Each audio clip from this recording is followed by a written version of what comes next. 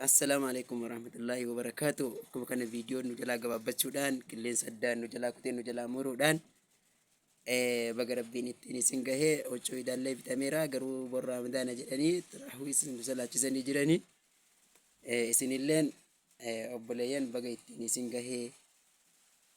ati isaas egaa baga ittiin isin akkasumas egaa warri iidiin gindoo jettan isin milkoomne iidiin arbiidha akka dhageessanu yaanni koo kanuma happy Eid Mubarak celebration my brother my sister my father my mother ayyaam na dabu ete nin kaati faate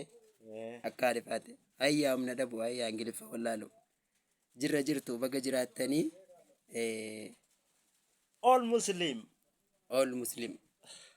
baga ittiin isin gahe Eid Mubarak isinin jenneerra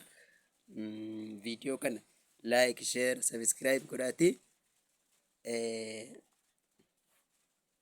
daawwadhaanii isinin jenna hayye akkasumas immoo koppilinkii biraa hin kutinaa isinin jenna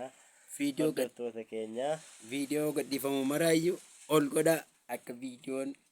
ilmaan oromoodha kan nu jaallattan isin jala galee jennaan yeroo hunda wanti nu gadhiifnu dhufee isinii seenu ol godhaa dhufee isinii seena akkasitti ummata musliimaa mara ka biyya alaa jirullee ka biyya keessa baga rabbiin ittiin isin gahee isinin jenna. Thank you.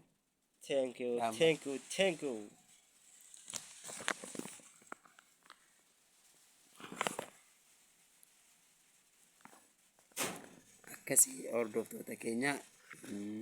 tubiin kun haaraadhaa subscribe godhaati like koppiliin godhaa.